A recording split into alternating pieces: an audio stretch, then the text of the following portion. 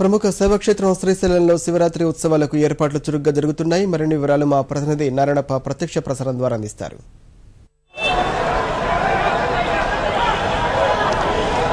శివరాత్రి బ్రహ్మోత్సవాలు 7వ రోజుకు చేరుకున్నాయి. ఫిబ్రవరి 10వ తారీఖున అంకురార్పణంతో ప్రారంభమైన శివరాత్రి బ్రహ్మోత్సవాలలో భ్రమరాంబ మల్లికార్జునుని దర్శించుకోవడానికి తెలుగు రాష్ట్రాలతో పాటు పొరుగున ఉన్న మహారాష్ట్ర, కర్ణాటక నుంచి భారీ ఎత్తున తరలి వస్తుండటంతో శ్రీగిరులు భక్తులతో కిక్కిరిసిపోతున్నాయి. మనం ఒకసారి చూడొచ్చు, ఆ ఆలయ ప్రధాన గోపురం సమీపంలో ఉన్నాం. కనుచూపు మేర భక్తులు మల్లికార్జున స్వామి దర్శించుకోవడానికి వచ్చిన వారితో ఈ పురవీధులు నిండిపోయిన దృశ్యాలు నెలకొన్నాయి.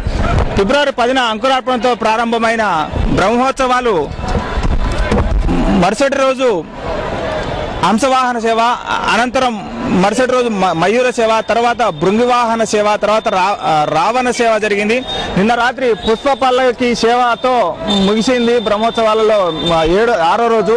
ఈరోజు 7వ రోజు ఉదయం పెద్ద ఎత్తున భక్తులు రాష్ట్ర నలుమూలల నుంచి, వివిధ ప్రాంతాల నుంచి తరలి రావడంతో రాత్రి 2 గంటల నుంచే స్వామివారి దర్శనానికి భక్తులను అనుమతించిన పరిస్థితి నెలకొంది.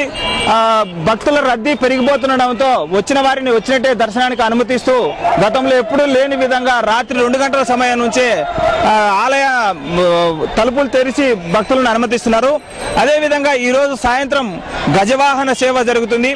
ఈ దాదాపుగా 10 రోజుల పాటు జరిగే ఈ బ్రహ్మోత్సవాలలో 10 లక్షల మంది భక్తులు ఈ మల్లికార్జున స్వామి దర్శించుకోవడానికి వస్తారని అంచనా వేసిన ఆలయ అధికారులు అంతే స్థాయిలో అన్ని ఏర్పాట్లు పూర్తి చేశారు.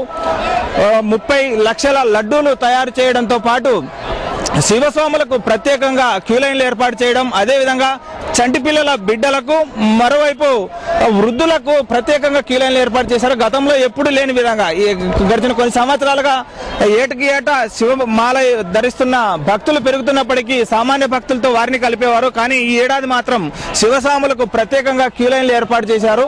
అదేవిధంగా చంటిపిల్ల బిడ్డలకు, వృద్ధులకు ప్రత్యేకంగా లైన్లు ఏర్పాటు చేశారు. సాధారణ ప్రజలకు ప్రత్యేక లైన్లు ఏర్పాటు చేశారు.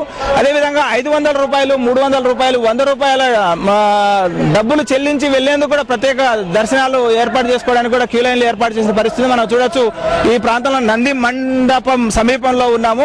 కింది వైపు గంగా, పాతాళ గంగకు వెళ్లేందుకు అవసరమైన దారిని చూస్తే మనం ఒకసారి పూర్తిగా నిండిపోయిన పరిస్థితి నెలకొంది.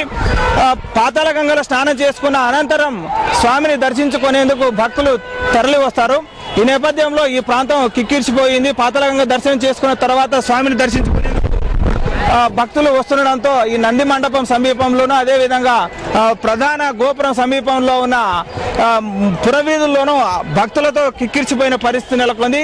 ఈ ఉగ్రవాదుల ముప్పు పొంచి ఉందన్న నిఘా వర్గాల సమాచారంతోనూ, అదేవిధంగా నల్లమల అటవీ ప్రాంతంలో శ్రీశైలం పుణ్యక్షేత్రం ఉండడంతో మావోయిస్టుల కదలికల నేపథ్యంలోనూ పోలీసులు పెద్ద ఎత్తున బందోబస్తు ఏర్పాటు చేశారు. ఎస్పీ ఇక్కడే ఉండి ఈ భద్రతను పర్యవేక్షిస్తున్నారు. అదేవిధంగా ఇతర ఉన్నతాధికారులు కూడా ఈ ప్రాంతానికి చేరుకొని ఈ 10 రోజుల పాటు జరిగే బ్రహ్మోత్సవాలను ప్రశాంతంగా నిర్వహించేందుకు పర్యవేక్షణ చేస్తున్నారు. అన్ని ఏర్పాట్లు పూర్తి చేశారు. ఇది ఇక్కడున్న తాజా పరిస్థితి. Over to studio.